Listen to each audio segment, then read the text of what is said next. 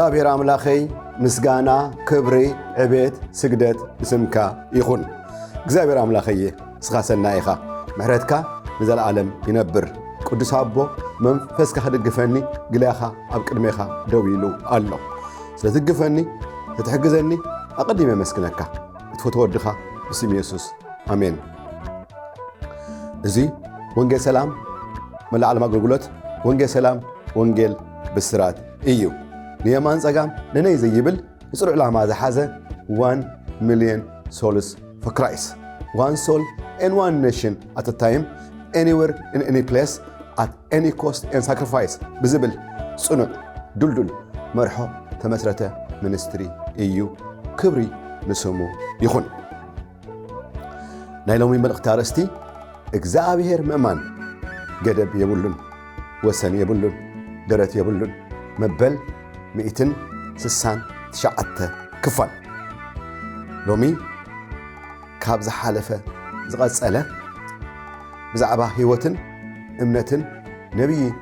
ኣምባቆም ብዛዕባኡ 8 ነገራት ንሪኢ ኣለና። ኣብ ዝሓለፈ ሰሙን ካብ 1 ክሳብ 2 ርኢና። ሎሚ ካብ 3 ክሳብ 6 ዘሎ ነጥቢ ካልኣይ ክፋል ክርኢ ይደሊ። መልእኽቲ እዙ ነዊሕ ጊዜ ዝወሰደ ኣስታት 2 ዓመት ዝወሰደ ንምንታይ ንህይወትካ ንህይወተይ ጠቃሚ ዝኾነ ኣዝዩ ቻሌንጅ ዝገብር ጎይታና ኢየሱስ ኣብ ወንጌል ማርቆስ ምዕራፍ 11 ፍቕዲ 12 ተዛረቦ ቃል ካብኡ ተበጊስና ኢና። እታ ቻሌንጅ ነታ ኦም በለስ ምስ ረገማ ባሕራይ ንጽቢሒትኡ ጴጥሮስ ጠሚቱ ምስ ረኣያ እታ ኦም ካብ ስራ ነቒፃ ሽዑ መምህር ይብሎ እታ ኦም በለስ ትማል ዝረገምካያ እንሃ ካብ ስራ ነቒፃ ይብሎ። መልሲ ጎይታና ኢየሱስ እዩ እብለኩም ኣለኹ ብኣምላኽ እመኑ ዝኾነ ይኹን እቲ ዝብሎ ከምዚ ይኸውን ዝኣምን ብልቡ ዘይወላወል ነዚ ኸረን እዙ ናብ ባሕሪ ጣሓልን ተዝብሎ መኾነሉ። ስለዚ እጽልይዎን ትልምንዎን ከም ዝኾነ እመኑ ይኾነልኩም ኢሉ ዘገርም ናይ ጸሎት ስነ ስርዓት ፕሪንሲፕል ይገድፈልና። ሽዑ ኣነ ቶም ንኣምላኽ ዝኣመኑ ሰባት ህይወቶም ክርኢ ጀሚረ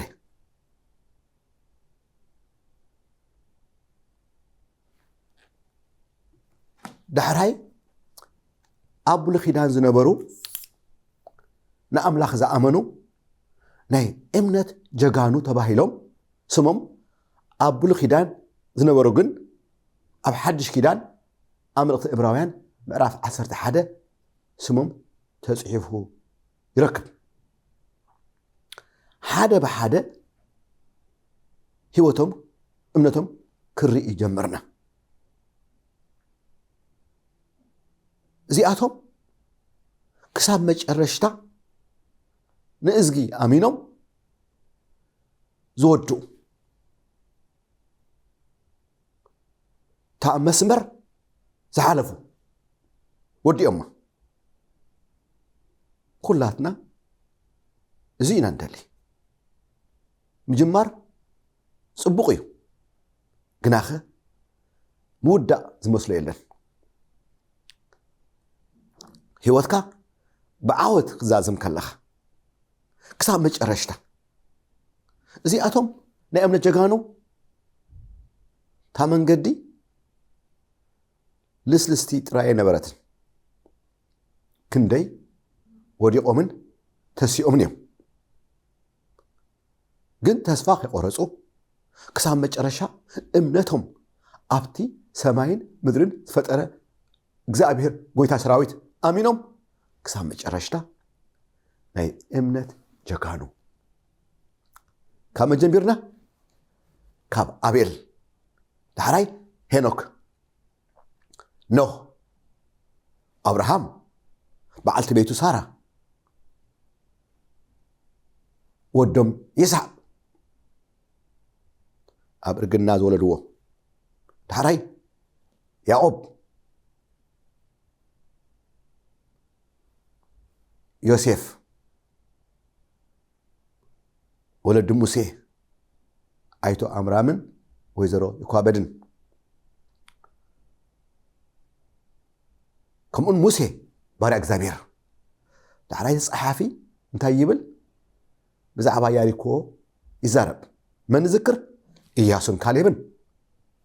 ዳሕራይ ዘገረም ሰብ ይጽሕፍ ሓንቲት ኣመንዝራ ሰበይቲ ረሃብ ትበሃል ንሳውን ንኣምላኽ ኣሚና ኣብቶም ሓደ ካብቶም ናይ እምነት ጀጋኑ ስማ ተጽሒፉ ስለዚ እግዚአብሔር አድልዎ ዝበሃል የለን ዓሌት ካብ ዘይግድስ ቋንቋ ካብ ዘይግድስ ሃገር ካብ ዘይግድስ ብንስሓ ናብ ኣምላኽ ተመሊስካ ምስኡ ምስጓም ምስ ጅምር እምነትካ ኣብኡ ክትገብር ከለኻ እግዚአብሔር ይቕበለካ ዳሕራይ ግዲዮን ባራቅ ሳምሶን ይፍታሕ ዳዊት ሳሙኤል ምስ በጽሐ ብዛዕባ ነቢያት ይብለና ብዚኣ ከየዝንትወልኩም ግዜ ይብለይን ዳሕራይ ንሕና ብዛዕባ ነቢያት ክብል ከሎ መን ንዝክር ነቢ ኢሳያስ ነቢ ኤርምያስ ነቢ ሕዝቅኤል ነቢ ዳንኤል ከምኡውን በዓል ሆሴ በዓል ዮኤል ዓሞጽ ኦብድያ ዮናስ ሚክያስ ናሆም ሎሚ ኣብ ኣምባቆም በጻሕና ኣብ ቀጻላይ ሶፎንያስን ሃጌ ዘካርያስ ሚልክያስ ክንርኢና ሽዑ ናብ ካሊእ ክንከድና ሎሚ ግን እዚ ኣምባቆም ሰለስተ ምዕራፍ ኣለዎን ተመጽሓፉ ክጅምር ከሎ ኣብ ምዕራፍ ሓደ ገና ብስለት ኣይትሪኦሉን ንኣምላኽ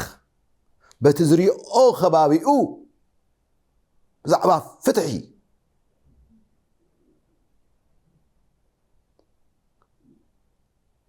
ዓመፅ ግፍዒ ክሳብ መዓስዩ መልሲ ከይሃብካኒ ናባኻ ዘእውይ ኢሉ እስኻ እውን ኣይረሓንካን ኢሉ ብድፍረት ክዛረብ ከሎ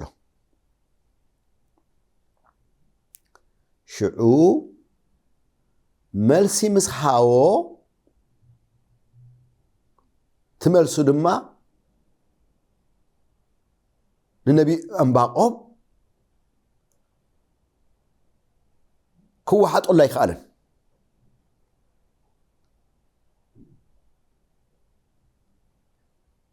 ካብቶም ኣብቲ ከባቢኡ ዘለዉ እኩያት መራሕቲ እኩያት ሰባት ሰብ ይሁዳ ደቡባዊ መንግስቲ እስራኤል ዝነበረ ካብኣቶም ዝኸፍኡ ከለዳውያን ባቢሎን ከተንስእ ይብሎ እዚ ክገብርዎም እዮም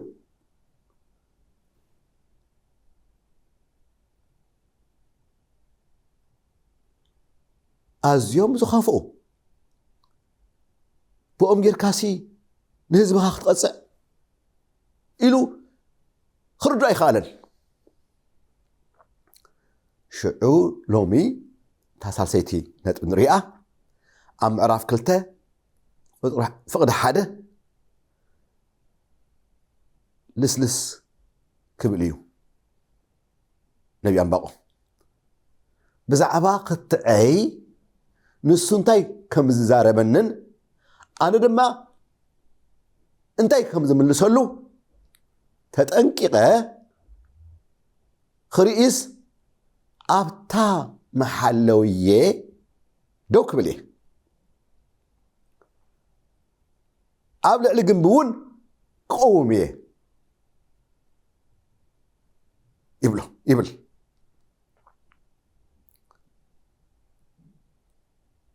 ምክንያቱም ከመይ ገይሩ እዩ ካሊእ ክፉእ መራሕቲ እዞም ኣዝዮም እኩያት ዝኾኑ ከለዳውያን ኣተንሲኡ ነዚ ህዝቢ እዚ ክቆፅዖ ይብል ሽዑ እግዚኣብሔር ኣብ ፍቕዲ 2 እግዚኣብሔር ድማ እቲ ረኣይ ንምድብ ግዜ ናብ መወዳእታ ይቕልጥፍ ኣሎ ኣይሕሱን እዩ እንተደንጎየ እኳ ጸበዮ ስለዚ ብጉያ ክንበብሲ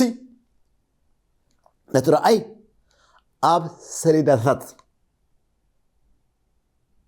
ቅረጾ ኢሉ መለሰለይ ነዞም ከለዳውያን ምድብ ግዜ ኣሎ ዝቐፅዓሎም ትእኩይ ስርሖም መንግስቶም ሓሸምሸም ዘብለሉ ዘፍርሰሉ ኢሉ ፀሓፎ ምድብ ግዜ ኣሎ ንበዳሊ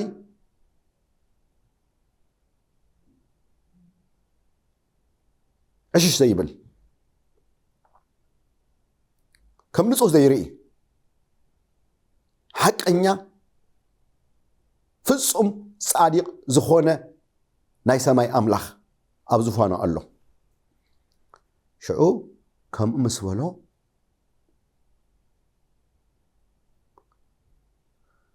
መልስ ምስ ሃቦ ታሪክ ነንብብ ካለና ነቢ ኢሳያስ እውን ተዛሪቡሉ እዩ ብዛዕባኡ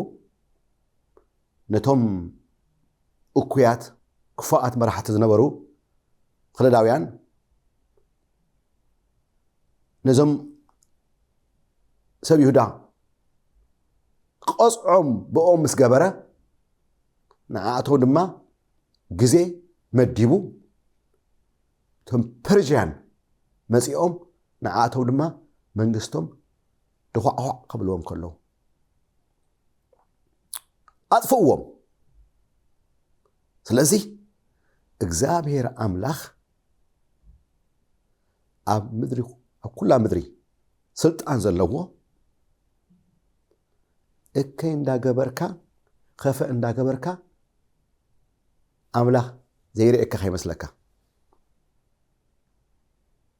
ቀልጢፍካ ክትምለስ መራሒ ዲኻ ወላ ኣብ ቀበሌ ምራሕ ወላ ሃገር ምራሕ እከይ ዝገብሩ ከፈእ ዝገብሩ ግብሪ ጸልማት ዝገብሩ እግዚአብሔር አምላኽ አይጻወሮምን እዩ አይጻወሮምን እዩ ነቢ ኤርምያስ 23:4 ኣነ ከይሪኦስ ሰብዶ ኣብ ሕቡእ ክሕባእ ክእል ክስወርኒ ይኽእል ካባይ ኣነ እኮ ምድርን ሰማይን ዝመልእ ኢሉ ይዛረቦ ነዚ እዩ ምድሪ ዳዊት ንጉስ ዳዊት ميتن ثلاث شعتن فر شعات شمونته كابا خاسي نابيك حبا نابيك حدم ناب سماي تخركو ولا خا ناب معبط وركو ولا خا كم فو غيري ناب شاف ناب بحري تخركو ولا خا ስለዚህ ኣምባቆም ኣብ መጨረሻ ከመይ ኢሉ ከም ዝቕየር ርኢና ሽዑ ፍቅዲ 4 እንሆ ነፍሲ ተነፊሑ ኣብ እውን ዘይቅንዕቲ እያ ዝመጽእ ዘሎ ከለዳውያን ብትዕቢት ተወጠሩ ኡክያት መራሕትዮም ሰባት እዮም ነዚኣቶም እውን ዘይረኣኹ ከይመስለካ ሽዑ እንታይ ይብል ዘግርም ቃል እንታይ ይዛረብ ጻዲቅ ግን ብእምነት ይነብር ይብላ በኣ ይእትዋ ኣይተረዳእንን ንጹር ኣይኮነን ጻዲቅ ብእምነት ይነብር እዚኣ ኣብ ሓድሽ ኪዳን ዓብዪ ቦታ ዘለዋ ናይ እምነት ዶክትሪን እያ ሮሜ 1:17 ከምኡ እውን ኣብ ዕብራውያን 10:38 ገላትያ 3:11 ጻዲቅ ብእምነት ይነብር ነዚ ዓብዪ ኣምላኽ በዛ ንእሽትሎ ኣእምሮኻ ክትርድኦ ኣይትኽእልን ኢኻ ወዳጄ ናይ ኣምላኽ ነገር መዓምቕ እዩ ስለዚ ጻዲቅ ብእምነት ይነብር ኢሉ ውርድ ኢሉ ፍቕዲ 12 ከምቲ ማያት ንመዓሙቕ ባሕሪ ዘጉልብብ ምድሪ ብፍልጠት ክብሪ እግዚኣብሔር ክትምላእ እያ ይብል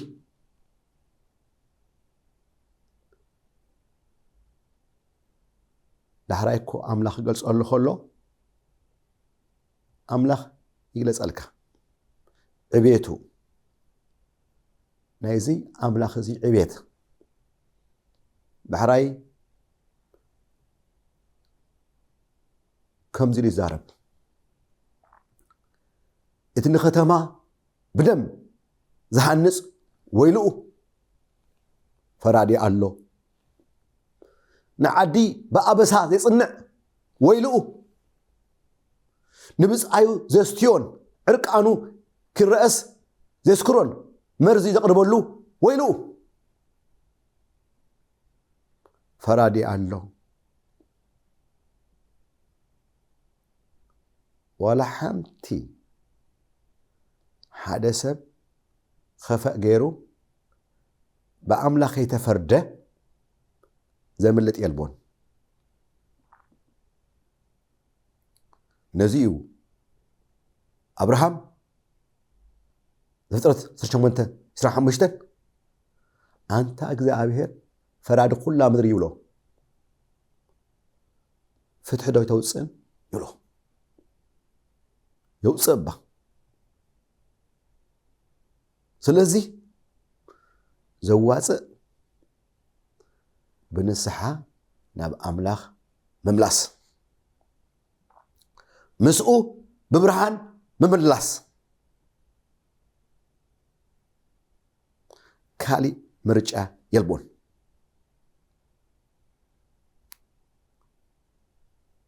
ነዚኡ ኢያሱ እንቶም ሰባት ምረፁ ወይ ንኻሊእ ኣማልኽቲ ኣምላክኩም ጌርኩም ምረፁ ወይ ድማ ነቲ ሕያው ኣምላኽ እግዚኣብሔር ወይ ተሰራዊት ምረፁ ኣነን ቤቴን ግና ይብሎም ንእግዚኣብሔር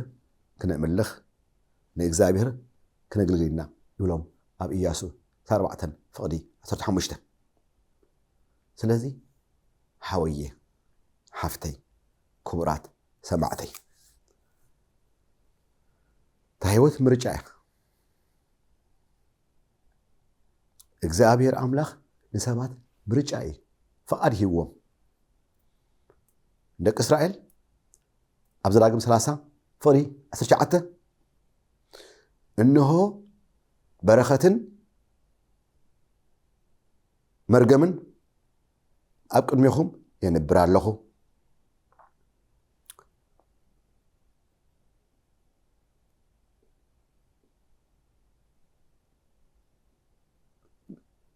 ህይወትን ሞትን በረኸትን መርገምን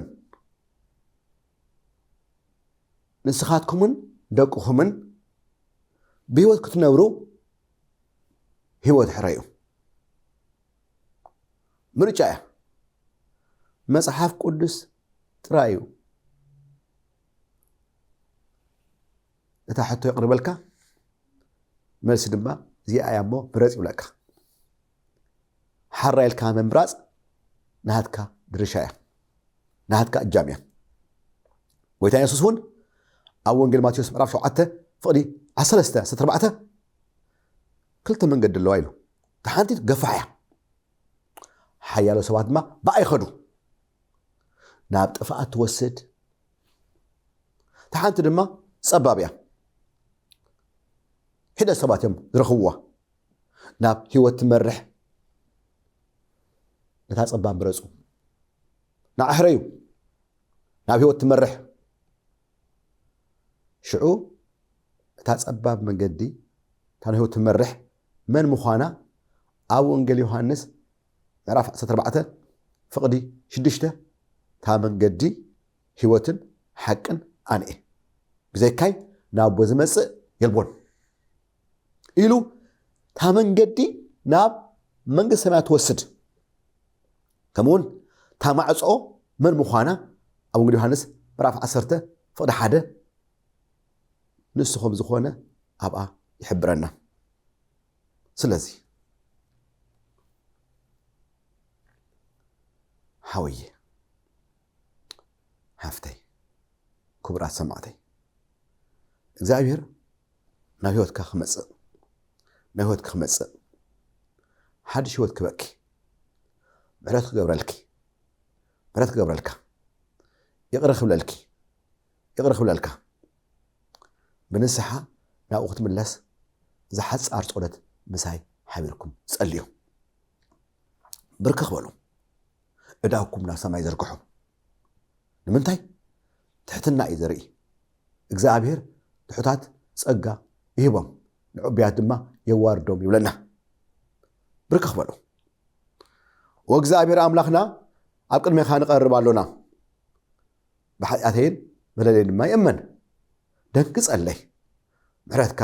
ኣባይ ይዕዘዝ ንዓና ብህይወተይ ወጎይተይ ክስዕበካ ወሲነይ ኣለኹ ወእግዚአብሔር አምላኽኒ ምሕረት ገበረለይ ጎይታ ዝሓለፈ ህይወተይ ንዓኻ ዘይኽበር ኩልካ ዘመነይ ኩሉ ይቕረብ ብምባል ሓድሽ ህይወት ሓድሽ ምዕራፍ ሃበኒ የመስክነካ ኣለኹ ስማዕ ሓወየ